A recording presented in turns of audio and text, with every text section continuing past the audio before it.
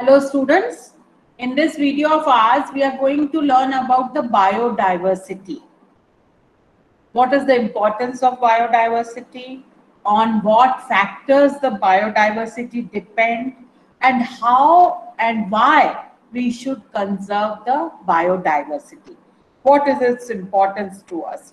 What is its importance and impact on overall environment? So all these questions, we are going to find the answers of all these questions in this chapter. Diversity and conservation. What is biodiversity? It is made up of consisting of two words joined together, bio and diversity. Diversity is the different forms, that is diverse morphological forms, diverse habitats, diverse resources. So here the diversity is present in the living world. That means the diverse forms of living things, the diverse forms of organisms. That is called biodiversity. Now, biodiversity is, normally people think that biodiversity means different types of organisms. It not only occurs in the species level, but it also occurs in the macromolecular levels. Because if we see the organizational levels, macromolecules, cell, tissue, organ system, individual, population, biotic community, ecosystem, biomes, and ultimately biosphere. So at every level, you will find the diversity. So biodiversity is not only in the species level, it is also present in the macromolecular levels. When there are diverse forms, when there are different forms because of the different genes, when there are diverse forms because of the different genetic makeup, that is also biodiversity. So biodiversity, as described by Edward Wilson, is the combined diversity at all levels of biological organization. So it is not only the diversity in the species, it is diversity is present and available in all organizational levels. And at all organizational levels, you will find the diversity. So diversity, if we want to classify it, basically we can classify into three major things. One is genetic diversity.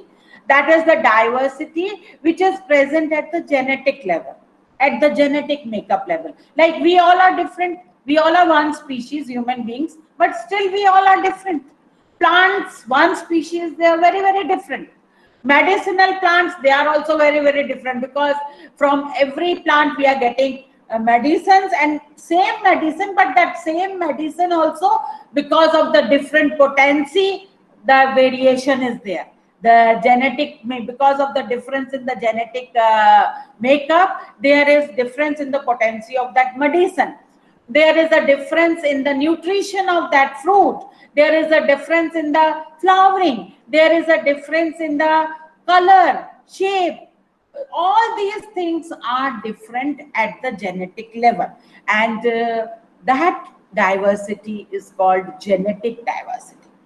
Then comes the species diversity, the diversity of species. Various species are present at one particular area, and which is consisting of the species diversity of that area.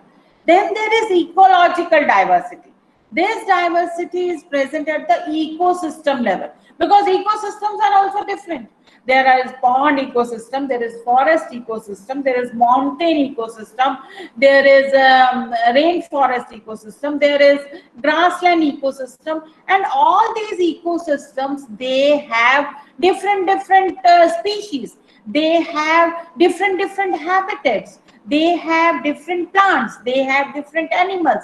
So diversity also exists at ecosystem level also, and that diversity is called ecological diversity. Now there are close to 1.5 million plants and animals that have to be discovered. We have not yet discovered. It is the approximate number, because we have to discover every day, every moment, a new species has been described, a new species has been discovered in different parts of the world. And because thanks to the binomial nomenclature given by the Linnaeus Carolus, that every organism is given one biological name, and once it is discovered, the whole world comes to know that yes, this is the organism which is being discovered. And now in the present digital scenario, it is all the more faster. So everybody comes to know that this is the organism which is being discovered. But as per the ecologist, expert ecologist, there are yet to be many species to be discovered, because we have still not unfolded the whole diversity, unfolded the whole variety which is present on the earth. So there is not many to be discovered, and more species have been discovered in temperate regions as compared to the tropic. So that is also because wherever the environment is conducive, wherever the temperature is suitable, wherever the rainfall is good, wherever the food resources are in plenty, you will find more biodiversity there. Because naturally, if the bioresources are present, rich bioresources are present, plenty of the scientists, there are many species yet to be covered and discovered. So what we know today is not all about all. There are many species to be discovered. So according to an estimate made by Robert May, now Robert May, according to an estimate made by Robert May, global species biodiversity is about 7 million. Now, it depends upon the ecology. Of the total species discovered so far, 70% are animals, 22% are plants. And out of the animals, 70% are insects. Do you understand what does that mean? That means that out of every 10 animals, 7 are insects. So that is the enormous diversity which is present in the insect. Now, India has 2.4% of the world's land. If you see the portion of the land which India is having is only 2.4%. But if you see the species diversity, that is 8.1%. So we Indians, we are lucky enough to have a good biodiversity in our country. According to May's estimate, 78% of the biodiversity is still to be discovered. So he says that only 22% is being discovered yet. 78 is yet to be discovered. So applying this to India's biodiversity figures, there is still a hope for discovery of over 1 lakh species of plants and 3 lakh species of animals. So that is the biodiversity which is available. And see what we are doing. Because of the human activities, many species, they are losing their habitats. Many species, they are competing for the resources and they are endangered. So there might be many species which will become extinct before we discover them. The chances are very bright that even before we discover them, they might get extinct because they are endangered. There are many species which are endangered. They are competing with deforestation, urbanization, industrialization. All these things are paying havoc to the environment of the animals. And all these things, human activities, are these anthropological activities are disturbing the environment. So there are chances that many species, even before the discovery, might get extinct. So now I will see, if you see the invertebrates, this whole portion is insects, 70%. Then there are mollusks, then there are crustaceans, and these are the other animal groups. So 70% are only insects. And if we see the vertebrata, half is fish. Then amphibia, reptilia, aves and mammals, they share the half, 50%. And if you see the plants, then fungus, now we have kept fungus in a separate kingdom, in 5 kingdom classification. But if we see the fungus is 50, approximate 50%, then this is algae, lichens. Angiosperms are the most diverse plants. And then this is mosses and this is ferns. So this is the global biodiversity. If we see invertebrates, vertebrates and plants. The patterns of biodiversity. In what patterns these biodiversity is existing? Pattern means many ecologists have researched, they have worked very hard to find out that what is the pattern of biodiversity. Where can we find large biodiversity? What are the factors which are affecting the biodiversity? So if we see the patterns, first of all is latitudinal gradients. So what is, what is latitude? So as per the latitude, the diversity changes. Now how it changes? If we go from equator to poles, so near equator, you will find large amount of plants and animals. And as we move towards the poles, slowly and slowly, the diversity decreases. The plants and animals are not distributed evenly worldwide. The diversity of living forms decreases as we go from the equator towards the pole. A huge amount of plants and animals are concentrated in the tropical region. So there are certain regions where we find a vast biodiversity, and that is because of the conducive environment. That is because of the availability of resources, food resources, water resources. So tropical environment this is very much understood, because as we move towards the poles, the temperatures are extreme, the weather conditions are very stressful, so the diversity decreases. And near the equator, you will find right kind of temperature, sunlight, proper sunlight, and rainfall, and because of that, the diversity is more. Now, tropical environment tropicals are having good amount of huge amount of biodiversity, because their environment is less seasonal and almost constant, and is predictable as compared to temperate environment. Now, if we compare the temperate environment with tropical environment, in temperate the weather is not that predictable, but in tropical weather is predictable. That means you can predict, and it is less seasonal. The seasons do not keep on changing, and the temperature, the sunlight, these conditions are almost constant and predictable. That's why we find huge biodiversity in tropical regions. Now, tropics receive the major part of the solar energy, which contributes to great productivity, because the solar energy is the ultimate source of energy, and producers are trapping that energy to convert it into chemical energy of food. So that energy is available, most major part of that energy is available in tropic regions. Now, speciation. Speciation is dependent upon time. What is speciation? Formation of new species from the pre-existing species. That is evolution. New species is formed, and that is called speciation.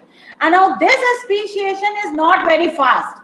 It doesn't happen that in one day new species will be evolved from the existing species. No, it takes time, and tropical areas have remained undisturbed for millions of years. So that's why, unlike the temperate regions, here you will find a speciation also, and that's why you will find many species in tropical area. Whereas in temperate regions, where the frequent glaciation is there in the past, there was disturbance in the weather conditions, the weather was not predictable. So we will find, if we compare the biodiversity in temperate regions to the biodiversity of tropical region, we find that tropical region is having a huge amount of biodiversity, and the credit goes to the conducive environment, availability of sunlight, rainfall, and ample food and water resources. This was the latitudinal pattern, the biodiversity on the latitude gradient. Now, if there is another pattern also, and this was discovered by the scientist Alexander von Humboldt. He observed that the biodiversity increases with increase in the explored area. Now, it is a common sense. Now, suppose you will see the biodiversity of your school campus. How many different animals and different plants are present in the school campus. And if you see the biodiversity of city and then see the biodiversity of the state, obviously the biodiversity of state would be more than the city, and the biodiversity of city would be more than your locality or your school campus. So obviously the biodiversity depends on the area. But he gave the graphical representation, and he said that the biodiversity is increasing with the increasing area. And he gave this relationship in the log calculation, that is log S is equal to log C plus Z log A. Now here what is S? S is the species richness, A is the area, and the most important thing is Z, that is the slope of the line, and which is also called regression coefficient. And C is the y-intercept. Now values of Z, they are found to lie in the range of 0.1 to 0.2 for comparatively smaller areas, such as countries. While the very large areas, such as continents, there the slope of line is much steeper, and where there you will find Z value between 0.6 to 1.4. Z is the slope of the line, which is regression coefficient. So depending on the area, the biodiversity is increased. As we are increasing the area, the Z value of Z will keep on the graph. Now what this Alexander told us, that this is the species richness and this is the area. Now what Alexander told us was that as we are increasing the area, there is increase in the species richness. So you can see this rectangular hyperbola is formed.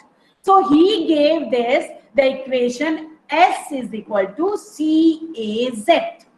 Now if the same equation is converted into the log scale, then you will find this slope. This is the log scale. And on log scale, you will find log S is equal to log C plus Z log A. So here we saw that the Z value keeps on increasing as we are increasing the area. But here also there is limitation. The limitation is at the slope, this is going high, high, high, and ultimately it is becoming constant. That is how we are having rectangular hyperbola. Now this is showing that after a certain limit, the richness of the species is becoming constant. That means the richness of species, even if you are keeping on increasing the areas, the richness of species will increase up to a certain amount, up to a certain extent, and after that it will become constant. So this was the observation of the Alexander. Now how we can interpret his observation? Takes example of different ecosystems. Suppose take the example of grasslands, pond ecosystem, forest ecosystem, mountain ecosystem. If we take the ecosystems of different areas, then every ecosystem is having producers, primary consumers, secondary consumers, tertiary consumers. So ultimately the diversity would remain the same. So at one stage will come where you will find the richness is becoming constant. There is no more increase of richness. It is like now we will see what is the importance of biodiversity. Why we are talking about biodiversity? What does these insects which are there in 70% of the earth, or 70% diversity of insects is there? What are they doing for us? They may not be doing a lot for us, but they all are very, very important for ecological balance of the environment. Each and every organism has a role to play. We directly or indirectly, we cannot say that this organism is useless for the environment. No one is useless. Everybody is having some importance, and that importance we come to know only when we are directly concerned about it. If we are not, then we will not come to know. So a very good example hypothesis was given by Paul Ehrlich. Paul Ehrlich was the ecologist. He gave very good hypothesis, and this hypothesis is a very popular hypothesis, which is called Rivet-Popper hypothesis. Now, what is rivet? Rivet is like nuts and bolts, which you are using to attach the parts. So these nuts and bolts are called rivet. And popper are what? Popper are the spaces where you are fitting them. The different parts which you are assembling with the help of the rivets. Now he compared the biodiversity of the whole world on earth with the aeroplane. So he said, suppose the airplane is the biodiversity of the whole earth, and the rivets which are present in the aeroplane, they are all different species. Now what is happening? Everybody is sitting in the airplane, traveling from one place to another, and he is just taking out one bolt, and he is just removing one part of that aeroplane. What will happen? There will be no difference in the aeroplane, because suppose you have gone there and you have taken out something from the seat of the person who is sitting in front of you. There will be no major difference in the aeroplane. The other person will come, he will take some seat cover or the handle. There will be no difference in the aeroplane. But if somebody comes and take out the bolt of the wing, or if somebody comes and take out the bolt of the exit gate, emergency gate, or if somebody comes and take out the bolt of the window pane, what will happen then? There will be major difference. So he compared the biodiversity to that. He said all species are like rivets, nuts and bolts. Some are very important, some are not that much visually important. But everybody has to play a role. And if we keep on disturbing these species, and if we keep on endangering these species, ultimately there will be loss of biodiversity. And that loss of biodiversity will finish us. It is about us, because human beings are so greedy. They don't want to understand anything. They just want to satisfy their greed and need. And that in that will come to us. One day will come when your plane will crash and we all will die. So that this is how he gave the importance of different species in the biodiversity. Now, what is the importance of biodiversity on Earth? There is no exact answer to this question, but experiments conducted by many ecologists have demonstrated that a system with greater biodiversity is more stable and has greater productivity. Why? This is very obvious, because suppose you are having many plants.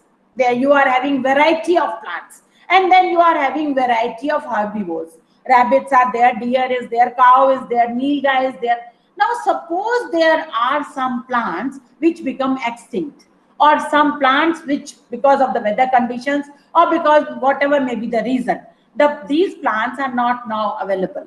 But if there is variety of plants, all these herbivores can survive because of the larger and greater biodiversity. So when there is greater biodiversity, the system is more stable. And if there is less biodiversity, only few species are existing, and out of those few species, suppose there is one type of tree, then deer, then lion, and suppose the deer become extinct. So what will happen? Lion cannot eat trees, so that ecology will be destroyed. The trees, nobody is there to eat them, so what will happen? Their population will increase. Nothing is there for the lion to eat, so their population will decrease. So ultimately there will be imbalance. So greater biodiversity is discovered to be more stable, and it is having greater productivity also. There was another ecologist, David Tillman. David Tillman did the experiments on biomass productivity, and he discovered that if an area is big and if the biodiversity is greater, then there is no disturbance in the biomass productivity. The biomass productivity will not get disturbed by some species here and there.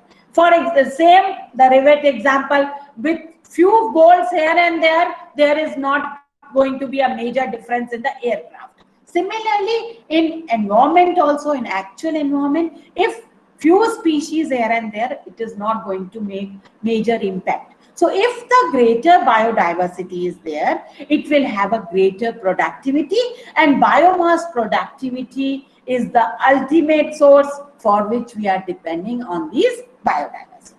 So in a long run, biodiversity is related with overall health of our ecosystem and survival of human race. Because ultimately it's only the human who want to do everything for their welfare, no of a stable community. This is a very important question as far as your examination is concerned. Characteristic of a stable community. It should not show much variation in productivity from year to year. It should not be that one year you are having 2 tons of productivity and in next year you are having not even half ton. So that variation should not be there.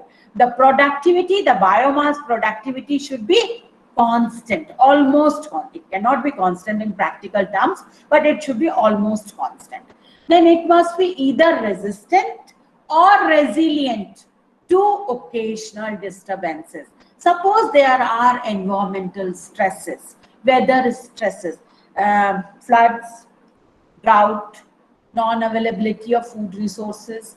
Organisms are resistant, and if they are resilient, must be resistant to invasion by alien species. Yesterday also I gave you one example that prickly cactus was bought from the Australia, and that exotic species played havoc for the local species because it grew enormously. Exponential growth was there, and there was no natural predator for it. So that alien species means the species which has got from the outside, which does not belong to our land, which does not belong to our territory, and it has bought from the outside. That is called alien species. So when alien species is there in the environment, there is havoc. So the local species should be resistant to the invasion of alien species. So these are the characteristics which a stable community should have.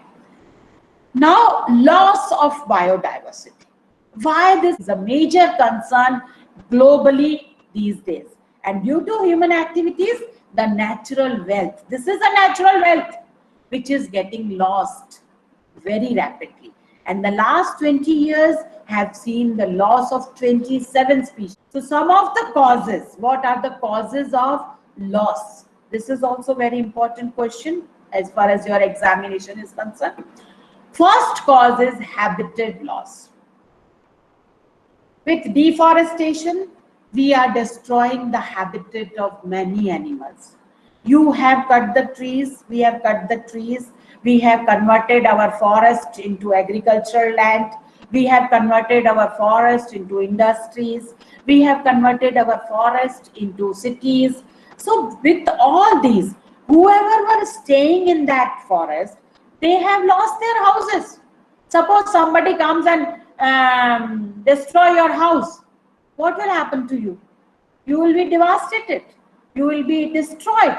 Same thing we are doing to organisms, because their home is forest, they are living in forest. And if we are doing the deforestation for our greed and for various needs, then what is happening? We are losing the habitat, they are losing their environment, they are losing their homes. So by that, there is decrease in the biodiversity. Then what is fragmentation?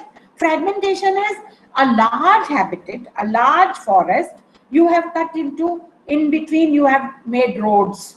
So here there is one portion of forest, there is one portion here. This is called fragmentation. So with fragmentation also there is increase in the biodiversity. So this is the major cause of loss of biodiversity. Habitat destruction is caused by human activities such as deforestation and increasing pollution, leading to the loss of many plants and animals. So when we are losing their habitat, or when we are fragmentizing their habitat, there is loss of many plants and animals. This is one cause. The second cause is over-exploitation. What we are doing is, because of our greed and increased over-exploitation of natural resources, we are disturbing each and everything. We will go and hunt the lion, we will go and hunt the deer and bring the skin and then decorate our drawing rooms with that skin. And though now it has been prohibited, now there are protected areas. Government of India has protected these areas, and you cannot go and hunt and poach and kill the animals. But earlier this used to be a normal habit. Our kings and their soldiers, they used to go, for them it was a recreation. They used to go in the evening and hunt animals. So for them it was an entertainment. But that has disturbed the balance of the environment and the habitat. So humans, due to their greed and increased exploitation of natural resources, have contributed to the endangerment of commercially important species of plants and animals. Example, species such as Steelers sea cow and passenger pigeon. Then the third cause of loss of biodiversity is alien species invasion. The unintentional, maybe it is unintentional or deliberate. It can be deliberate, it can be unintentional. I had given you that example of water hyacinth. In Bengal, they bought water hyacinth because water hyacinth, lovely leaves. They thought it must be a very decorative plant for our water ponds and water bodies. So they bought it from outside and they put it in their water bodies. But what happened? Because of the enormous growth, exponential growth, it became difficult to remove that water hyacinth. If you cut one and there are 10 more, you cut two, there are 20 more. So it is very, very difficult to control their growth. So this alien species invasion can be unintentional, it can be deliberate. Of alien species cause the declination of the indigenous species. One is alien species, which is coming from outside, and one is indigenous species, which is there, present there. And that indigenous species need all the resources from its own habitat. Is Nile perch. When this was introduced in the Lake Victoria, it led to the extinction of more than 200 species of cichlid fish in the lake. This fish was there in the lake, and this was the indigenous species. But because of the invasion of the alien species, Nile perch, they became extinct. Then there is co-extinction. What is co-extinction? Both are extincting together. We have done mutualism in population interaction. In mutualism, we saw that both partners are depending on each other for their benefit.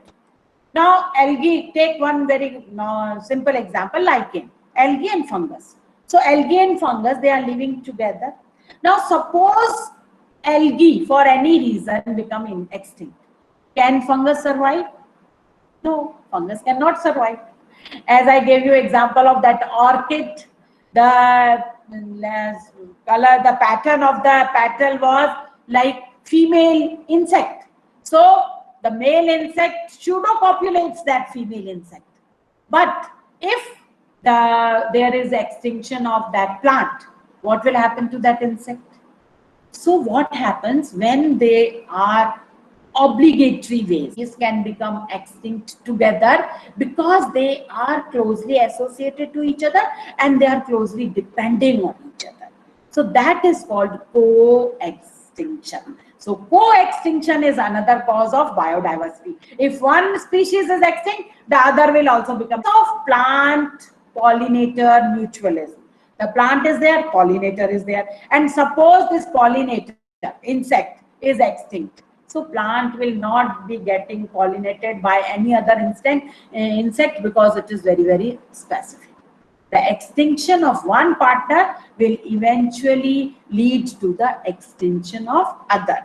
So this is called co-extinction. So these are the causes. What are the causes? 4 causes. Let's revise.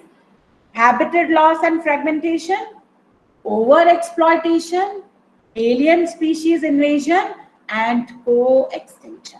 So these are the causes of loss of biodiversity.